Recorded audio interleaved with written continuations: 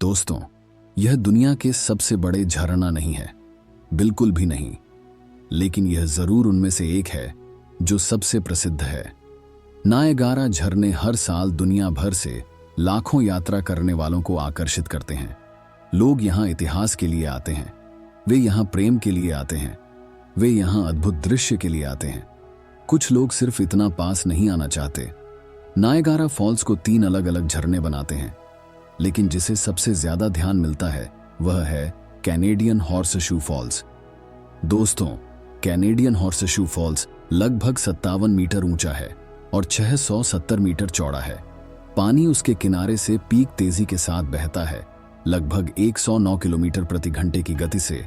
हर second उसके किनारे से लगभग 2.8 मिलियन लीटर पानी गिरता है। उसकी ऊंचाई, उसकी गति और उसकी कठोर प्राकृतिक शक्ति को देखते हुए मुश्किल है विश्वास करना कि कोई भी व्यक्ति एक गिरावट को जीवित कर सकता है, और फिर भी इसका कई बार किया गया है। दोस्तों, क्या यह कला है या यह किस्मत है? नायगारा फॉल्स में गिरने का तजुर्बा सबसे पहले एनी एडसन टेलर ने किया। 1921 में अपने 63वें जन्मदिन पर उन्होंने एक ओक और लोहे की बाल्टी में चढ़कर सीधे फॉल्स के किनारे से गिरने का प्रयास किया। टेलर ने पैसा और प्रशंसा के लिए यह स्टंट किया, लेकिन उसने अपनी कमाई नहीं की। फिर भी उसके कदमों पर चलने की कोशिश करने वाले बहुत से दृढ़ व्यक्तियों ने नहीं हारा। 1928 में, दोस्तों, उदाहरण के लिए, जीन लुसियर ने 182 सेंटीमीटर लंबी एक रबर और स्टील बॉल में नायगारा फॉल्स के ऊपर चढ़कर उसमें गिरने का प्रदर्शन किया। लुसियर ने गिरावट को पार किया और उसने अपने जीवन भर यात्रा करते हुए यात्रियों को यह कहानी सुनाई। टेलर और लुसियर के अलावा सभी इतने भाग्यशाली नहीं थे। वास्तव में 16 लोगों में से जो फॉल्स को हराना का प्रयास किया, उनमें से केवल कुछ ही जीवित बच सके। दोस्तों, आज तक सिर्फ 5 व्यक्ति ने कैनेडियन हॉर्सशू फॉल्स में गिरने को जीवित बचाया है। सबसे पहला और सबसे छोटा था रॉजर वुडवर्ड, 1960 में। उस वक्त वह सिर्फ 7 साल का था जब एक बोट दुर्घटना के कारण उसे जहाज से बहुत दूर ले गया और फॉल्स के किनारे से गिरा दिया गया। वुडवर्ड को तुरंत बचाया गया और उसे एक दिमागी हिलचुक के इलाज के लिए सिर्फ 3 दिन तक हॉस्पिटल में रहना पड़ा। आज भी वह घटना नायगारा का चमत्कार के रूप में याद की जाती है। बहुत से बचावकर्ता और नायगारा के ज्ञानी इस बात पर विचार करते हैं कि जीवित बचने की कहानियां अंध भाग्यशाली होने का कारण हैं। लेकिन दोस्तों, कुछ योजनाएं हैं जो शायद आपकी जान बचा सकती हैं। अगर किसी भी कारण से आप ठंडक में तेजी से गिर रहे हैं, 109 किलोमीटर प्रति घंटे की तेजी से 57 मीटर की गिरावट की तरफ, सबसे पहली चीज जो आपको याद रखनी है गिरने से पहले, वह है एक गहरी सांस लेना।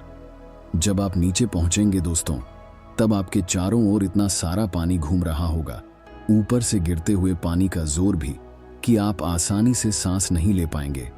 इसलिए गिरने से पहले बड़ी मात्रा में हवा ले लेना आपको थोड़ा समय प्राप्त कर सकता है।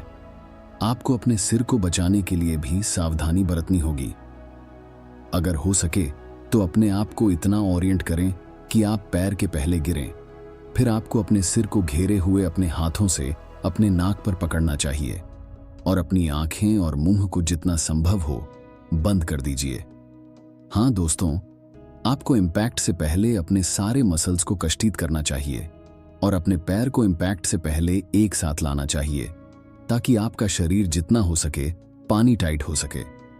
अगर आप गिरने से पहले ही बच जाते हैं तो आप पहले ही किसी अद्भुत घटना का हिस्सा बन चुके हैं, लेकिन इसका मतलब नहीं है कि आपका सतर्कता समाप्त हो गया है। फॉल्स के नीचे का पानी ठंडक की सीमा के आसपास होता है, जिसकी वजह से आपको वहां से बाहर निकलने के लिए सिर्फ 15 मिनट होते हैं। तब तक ही हाइपोथर्मिया लग सकता है। दोस्तों, आपको शायद बहुत ज्यादा चोट लगने वाली है और भयंकर असंवेदनशील हो सकते हैं, लेकिन अगर आप शांत और ध्यानित रह सकते हैं तो आप शायद उन खुशनसीब व्यक्तियों में से एक बन सकते हैं जो नायगारा फॉल्स में गिरने से बच गए हैं। बेशक सबसे अच्छा तरीका यह है कि आप चेतावनी संकेतों पर ध्यान दें और सुरक्षा रेल का सम्मान करें। अंत में, फॉल्स बहुत बड़े हैं। क्या सच में आपको अपनी जान को खतरे में डालने की जरूरत है इतना नजदीक देखने के लिए? वैसे भी दोस्तों, लोग और भी खतरनाक गिरावटें जीवित बच गए हैं। क्या आपको यकीन है कि कोई व्यक्ति विमान से गिरने के बाद भी जीवित बचा सकता है? यह एक और दोस्तों, आप देख रहे हैं कैसा होगा की कहानी है।